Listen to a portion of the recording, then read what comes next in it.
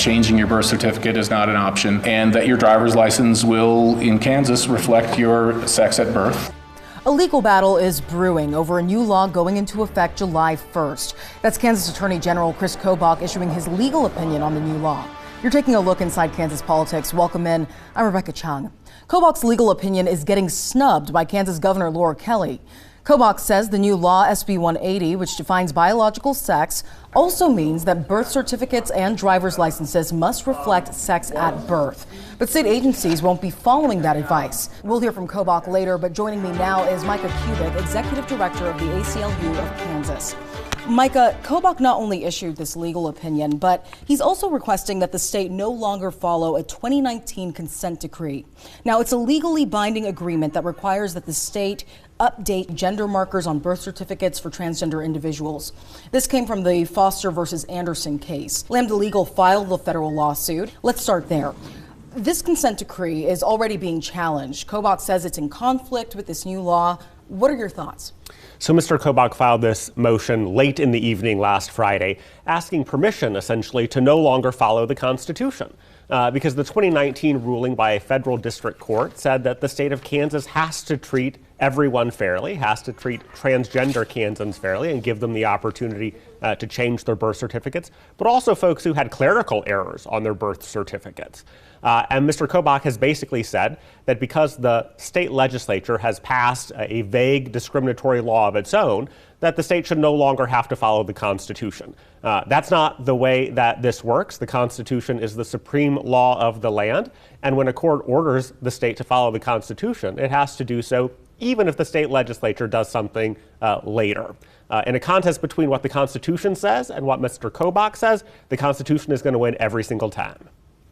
Now, your organization also released a statement after Kobach filed his request, so let's pull that up.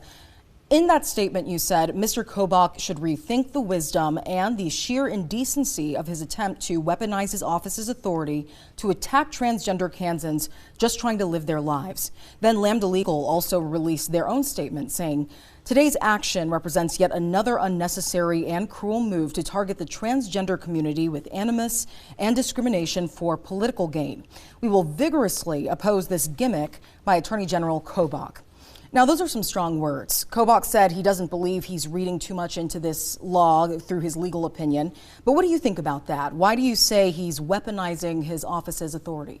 I think there's no question that what Mr. Kobach has done here is taken his own opinion, and it is only his opinion, about what the law says, and used it to try and make it more difficult for transgender Kansans to live their lives, to have birth certificates that align with their identity, with who they are.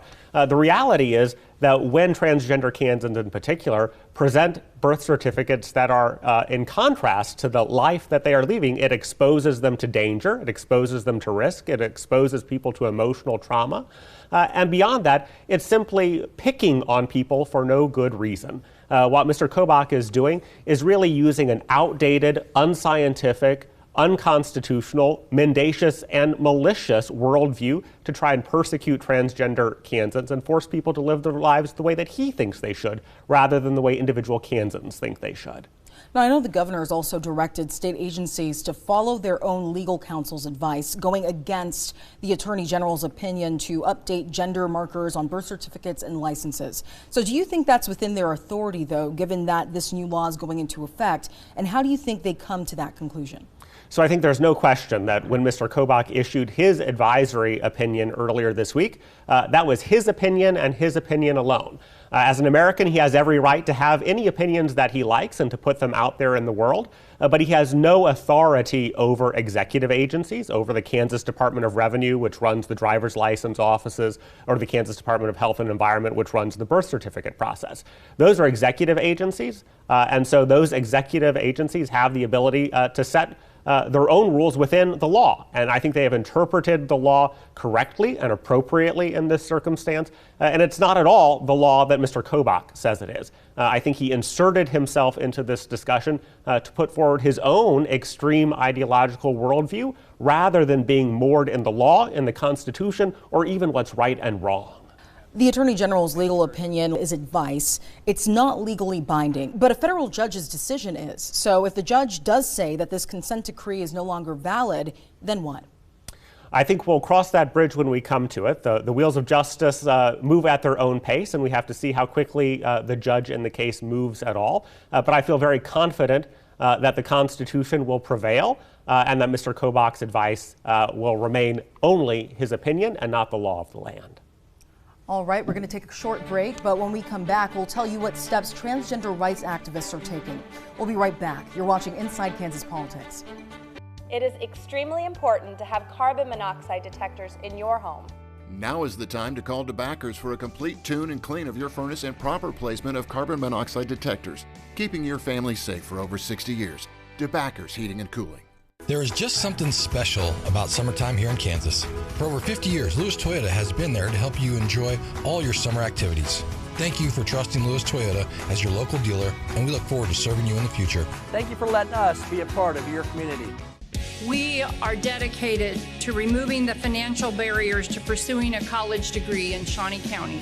We care about our kids and we care about our youth, but to invest in them, I think that there's a huge opportunity here for our students. This just to open the door to debt-free education, to lower debt education. That Promise Scholarship takes away any argument that someone has about I can't afford to go to school. And we are changing lives. We are changing futures.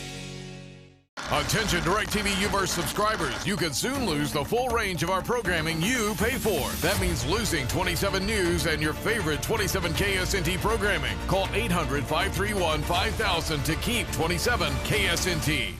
Bring your appetite to the Live at Lunch weekly concert series at Evergy Plaza. Enjoy live music and food trucks in the heart of downtown Topeka every Wednesday from 11 to 1. Go to evergyplaza.com for the full schedule.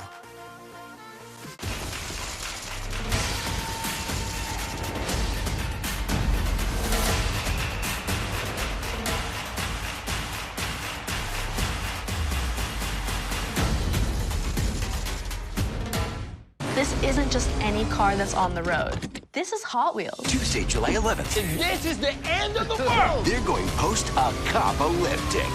This is the car that I want to ride in. Hot Wheels Ultimate Challenge, Tuesday, July 11th on NBC.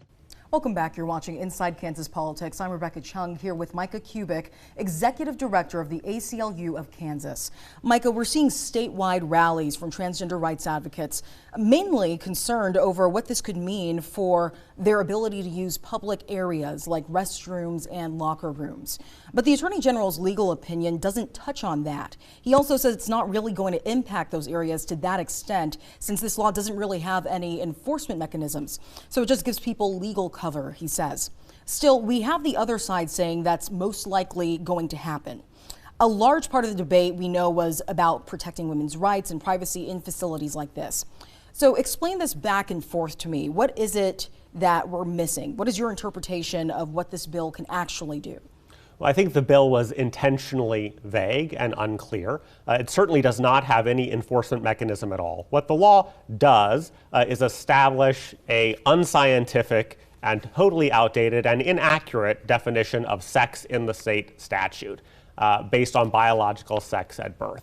But it doesn't really say anything else about how to implement that or how it will be enforced. And I think that was, again, perhaps by design, in the sense that without any enforcement mechanism, what it is doing is creating this environment of fear that transgender Kansans and their allies and other members of the LGBT community have all around the state. I'm glad that Mr. Kobach said that he did not expect this bill to be used in that particular way, and I hope that he is right about that. But I think we have to wait and see what individual jurisdictions all around the state do. We're going to be watching very closely in the days after July 1st to see whether people are treated in a fair way, whether there is discrimination, whether folks are harassing transgender Kansans, and whether folks have the ability to live their lives in peace and dignity. This bill, though, I think absolutely has sent a signal about fear and harassment that we should not be sending, that is not consistent with our values as Kansans, and is certainly not in the best interests of the state. That kind of brings me to my next question. Even though proponents of this new law, say nothing really changes, there are still concerns from the transgender community about how this could impact their daily lives, as you mentioned. So what sort of actions is the ACLU anticipating happening at the local level once this new law defining biological sex goes into effect? I think we certainly are in a wait-and-see posture there to see what individual school districts and individual county offices choose to do.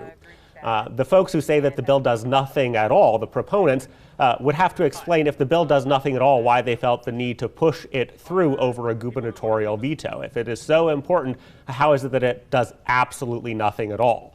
At the same time, I think it is very fair for folks to be concerned, to be very worried about their safety and about the signal that this sends about our values. You know, over and over, Kansans have said that they don't want the government meddling in their personal and private and medical decisions. And yet what this entire debate is about, what this entire bill is about, what Mr. Kobach is doing with the birth certificates is about, is meddling in people's individual, private, and personal lives, installing new government mandates, essentially, even though Kansans have said at every opportunity that they're not interested in those overreaching government mandates. And so it's a shame, in addition to being downright indecent, that we are at this place in Kansas politics. Now, back to that legal battle over birth certificates. How do you think this will play out? What are you expecting, and how are you preparing if things don't go your way? We certainly expect that the Constitution will prevail. We take it day to day at this point. Earlier this week, the governor's office announced that they would not be using Mr. Kobach's interpretation for the actions of the executive branch agencies. But we have to see what Mr. Kobach himself does next, what individual county and elected officials do in other parts of the state. And then we are fully prepared to use the full force of our community to respond if people's rights are violated. We believe that the Constitution protects every Kansan, including every transgender Kansan, and will push back vigorously against anyone who chooses to undermine people's rights, whether that be Mr. Kobach, members of the state legislature, or elected officials throughout the state. So if things don't go your way, we could see more legal battles coming up. I believe the Constitution will prevail no matter what, and we will use every tool at our disposal, whether that be advocacy, communications, organizing, or litigation, to make sure that the Constitution prevails. All right, when we come back, the Attorney General is giving his take on the upcoming legal battle and the governor's decision to snub his advice. We'll be right back. You're watching Inside Kansas Politics. Why should you choose Renewal by Andersen replacement windows? There are so many great reasons. With Renewal, we provide a solution. We don't really sell windows. Everything is custom made. We also have a range of colors from the outside and the inside that can be combined. So there are options to be able to mix and match. We have different styles of windows, gliding windows, double hung windows up and down, casements. A variety of beautiful colors, a wide selection of hardware, and many window styles are just a few of the reasons to consider Renewal by Andersen. They are awesome. My windows are terrific. I love them. I would and I have recommended Renewal by Andersen to my neighbors. For a limited time only, get $350 off each window, $500 off patio doors, plus 50% off installation and no money down, no interest, no payments for 12 months. Renewal by Andersen, the better way to a better window. How powerful is Cox Internet? So powerful that one day you'll be able to transform this pile of plastic pieces into a superbot, which could transform you from just Julian's dad into Julian's hero. Get gig speeds powered by fiber from Cox. It's internet built for tomorrow, today. People are quitting their jobs on TikTok. Which I've done, which tells you nobody is mining our TikTok account. Next Live, Eric McCormack. Monday morning at 11 on 27 KSNT. The chefs are back for Kelly's Cookout. Don't need that. We're going to use this. Bon appetit. Monday at 1 on 27 KSNT. Welcome back to Inside Kansas Politics. I'm Rebecca Chung. Kansas Attorney General Chris Kobach says if it comes down to it, he will sue. Now that the governor is directing state agencies to defy his legal opinion on SB 180, we're hearing where he stands now. Joining me in studio now is Kansas Attorney General Chris Kobach. Chris, when you issued this legal opinion, you were asked what you would do if the governor went against it. You said you'll sue. Will you sue? Are you preparing to do that right now? Yes, we are. And it's not that she went against the legal opinion. The legal opinion just lays out what the law says. The legislature passed a law over the governor's veto, and they got the 2/3 majority to override. And the law states very clearly that agencies that collect vital statistics and other data, so that would be your driver's license agency, the Department of Revenue, and also KDHE, which handles birth certificates, that they must list a person's biological sex at birth. And that's black and white right there in the law. And the governor is saying, well, nothing's going to change. We're going to continue changing people's birth certificate sex and their driver's license sex if they make a request. She's defying the clear language of the law, and you can't just veto a bill and then get overridden and pretend as if your veto succeeded. So we will be suing to enforce the letter of the law. Right, and you say that she's defying the law, but her legal counsel, or their legal counsel for state agencies, says that what they're doing right now is not defying the law. Can you explain how they could reach that opinion? I don't see how they can possibly reach that opinion. They'll have to try to make that case before a judge, but this is one where the law is crystal clear. And we all saw it just in the last few months. The debates in the legislature were very clear. They wanted to make sure that these state documents reflect biological sex and are not subject to change based on a person's desire to transition their genders. So I don't know how they're going to make their case in court. It's going to be a hard one. Maybe she's just trying to delay. Maybe she genuinely thinks she has a case to argue. But the bottom line is the legislature made clear it was their intent to do this, and the law that they drafted and passed does this. To step back and look at it, the birth certificate is a historical record, right? It's a record of what happened on that day when each of us was born. We were born to a certain mother, we were a certain sex, and we weighed a certain amount. And it's a reflection of that, signed by the doctor. This is what happened.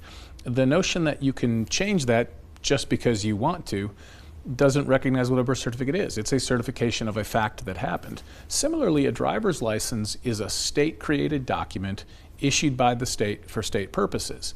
It's not a canvas on which one can paint one's desires and expressions and aspirations. No, it's a state document with state data that the state decides what that data is. And the legislature said very clearly the type of data we want is biological sex at birth. So while certainly one might understand the desire of some of these individuals to want to change things on these state documents, the legislature said no, they have to reflect biological sex at birth. What would you say to people who say that this new state law is an outdated interpretation of sex? I would say that it's a scientific determination of sex. It's the sex of a person at birth as reflected in their DNA. I think the newer transition-friendly definition of sex is one that doesn't comport with science. Science doesn't, genetically, there's nothing other than an XY or a XX. And so, I think that regardless of whether one is outdated or one is, it's certainly traditional. There's no question. For all of human civilization, I was going to say for the last few thousand years, but as long as humans have had laws and have had language and have been able to record these ideas, there has been an assumption that there are two sexes. Now, one of the arguments is that this legal opinion is not legally binding. This is your office's interpretation of the law. The Kelly administration says they don't have to follow it. So why do you think they should? Well, any attorney, she's correct in the sense that an attorney general opinion is the top attorney's opinion for the rest of the state agencies. So it's like if you're a client and your attorney tells you, well, this is what the law says you have to do, you can say, you know what, to your attorney, I don't want to do that. She is not legally bound to do this. However, traditionally, when an attorney general issues an opinion, the state government would follow it. So it's pretty extraordinary for a governor to say, no, we're not going to follow the reasoned advice of the attorney general, and no, we're not going to follow the clear text of the law. We'll see how she fares in court, but this is a very unusual situation Kansas is in right now, where you have a governor who just tried to veto a law, is now saying she's not going to follow what is clearly the intent of the law. If it's not legally binding, though, why take this issue to court? So the Attorney General opinion is a statement, and the Attorneys General of Kansas have issued hundreds of opinions over the last few decades. And an Attorney General opinion is a statement as to what the law means in this particular context or that particular context. The courts, but it's not a judicial decision. So a judicial decision would be binding on the governor. A judicial decision would say, no, this agency has to follow the law. Or if there were some law that were inconsistent with the Constitution, that this agency has to follow the Constitution. So a judicial decision carries binding effect, injunctive power. It can enjoin the government agency to do something. All right, we'll be right back. You're watching Inside Kansas Politics. There are some things in life that have to be put right. If your neighbor's front gate is left open, you shut it. Or if someone drops their wallet, you return it. That's what a personal injury lawsuit is. Someone's been injured, justice is out of balance, and the other driver's insurance is supposed to make it right. And it's up to the jury to make sure they do. And that's why Devon James wins.